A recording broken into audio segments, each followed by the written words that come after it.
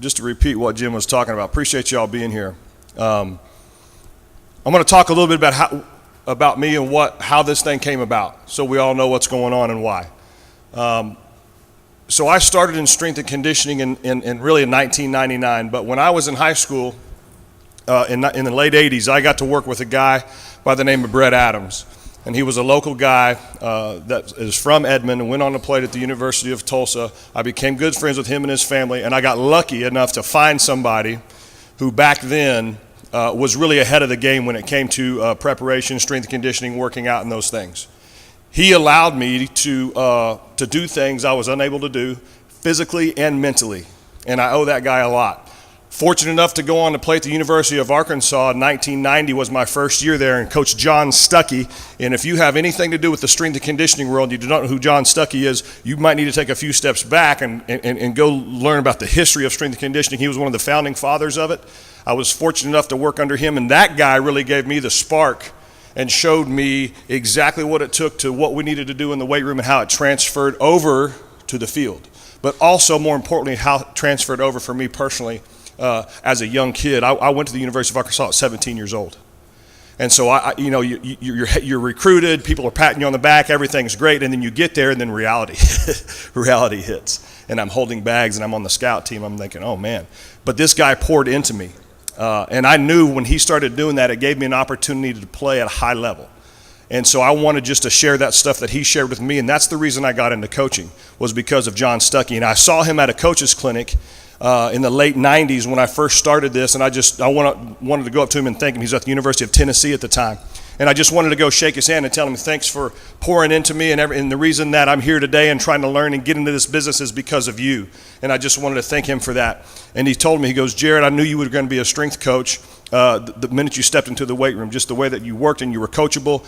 And I still want to be coachable to this day, and that's why we're doing this clinic. So when I started strength and conditioning in 1999, I just went down and volunteered at the University of Oklahoma because I didn't really know what to do. And Coach Schmidt at the time, Jerry Schmidt, just let me come in and learn. And I drove every morning. I left the house at about 4:30, and I just drove down, and I parked in the neighborhood, and I walked over, and I put my stuff underneath the stairs, and I tried to stay out of the way, and I just cleaned benches and dumbbells and made sure everything was straight. I didn't know what I was doing, but I knew at some point in time I wanted to learn. And like I said, I took a chance, and nowadays we're afraid sometimes as coaches, especially as young coaches, to take a chance because we think we've got this picture that we need to fit, right? We think we've got this perfect a program out there, or a perfect game plan, or perfect practice plan that we have to have before we even take a chance, and that's not the truth. Some of the best coaches I've ever been around are just the coaches that, hey, let's go with plan B. Hey, maybe let's just throw a freshman quarterback in there and have him throw it up at the end of the game and see if we can win a national championship, and it worked. The plan B coaches sometimes are some of the best coaches I've ever been around. So when I got done with strength and conditioning, when I got done, when I figured out there's something more out there I need to do and I don't know what it is, I threw my keys on the table, guys, at Rice University. I was assistant athletic director and head strength coach. And I threw my keys on the table. Those jobs are hard to get, especially in our world. They're hard to get. And I didn't know what it was, but I threw my keys on the table and walked out. And the first thing I wanted to do was make sure I surround myself with the right people.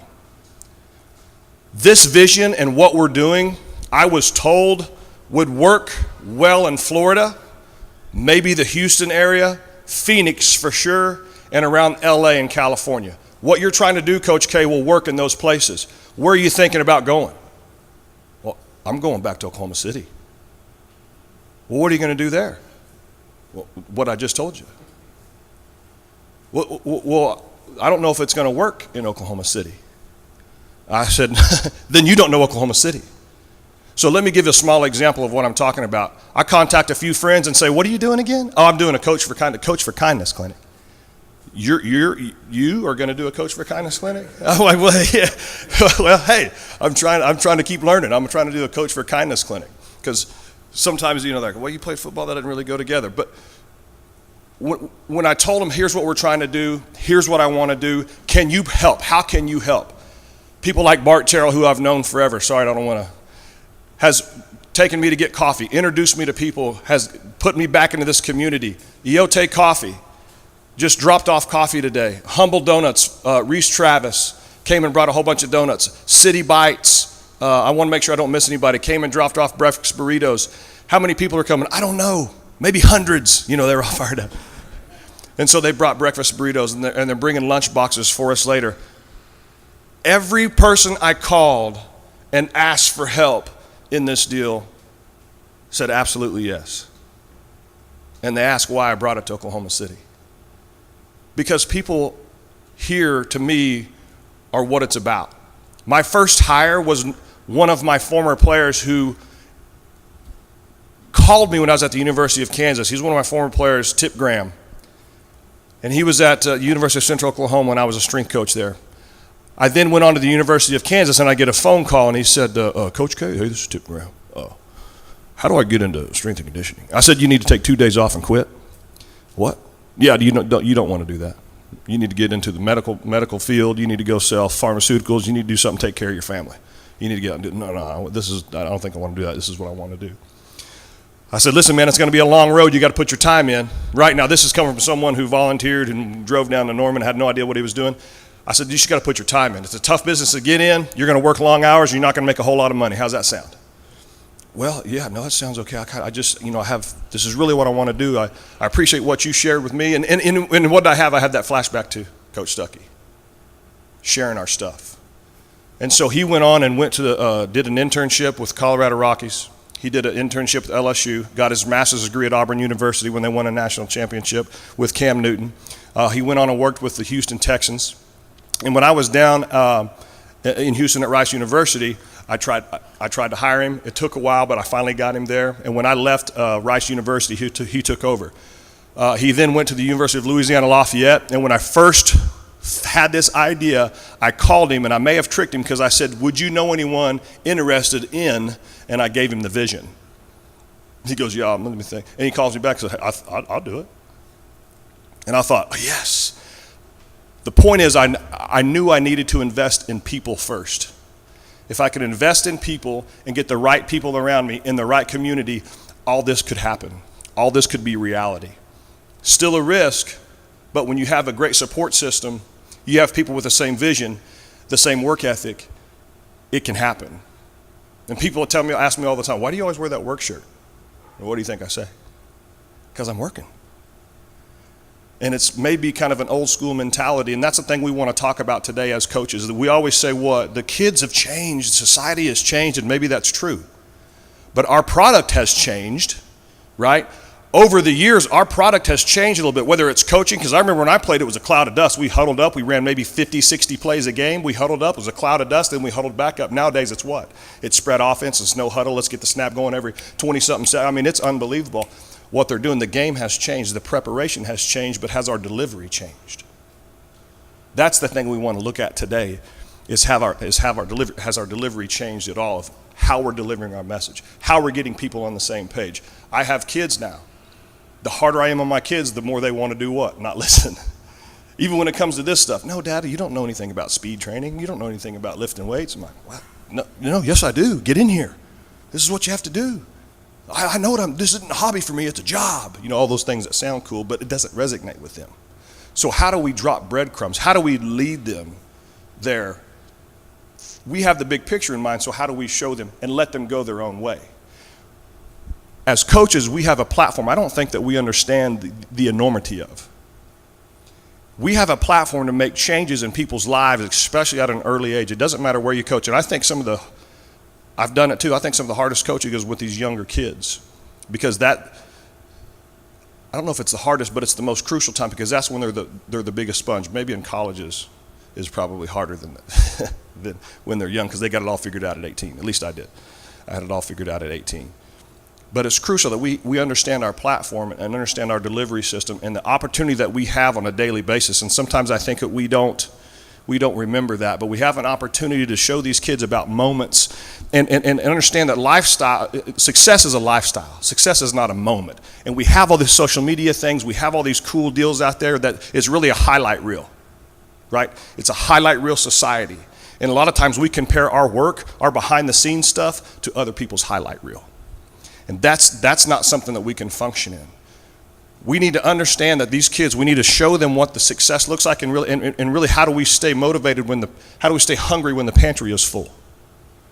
How do we show these kids the big picture, but let them get there in their own way?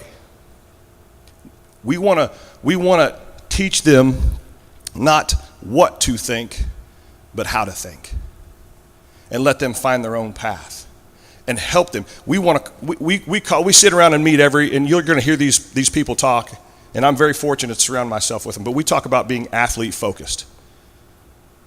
Maybe some people call athlete centered. And when we say that, maybe the first thing's like, well, I'm not handing my keys over to the athletes. I'm not telling you to hand your keys over to the athletes.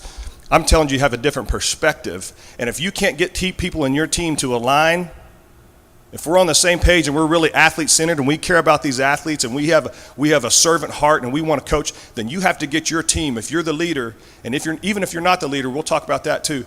Even if you're not the leader, we have to figure out a way to get people aligned, because to me, that's athlete-focused. Everybody on the same page in your organization, that's athlete-focused. Everybody preaching the same thing in their own way is athlete-focused. I'm not looking for buy-in because I'm not selling anything. I'm sharing. I'm not presenting, I'm sharing. And it's different from what we're used to. It's different from what they're growing up with. They hit the share button. We talked about it. It's not sharing, it's presenting when they put that stuff up on social media. And so how do we bridge that gap? How do we meet them where they are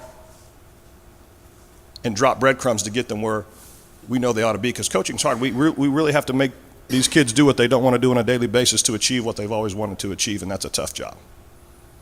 And there's different ways to do it, and I think we're on the right path. And if you are part of an organization that may not be in a leadership role yet, you need to figure out how to go communicate your expectations to your head coach. And if you're a head coach, and here's what I did when I was a young coach, I didn't do a great job of it. And when I got out of coaching, I could self-reflect and look at the things I needed to change. And I would always tell my staff, communicate. I would always tell my athletes, communicate with me. Let me know. But I wasn't giving them a stage or an opportunity to communicate with me. I was determining what I wanted. I was determining what they were going to tell me. They wanted to tell me what they thought I wanted to hear. That's not leadership. Leadership is instilling enough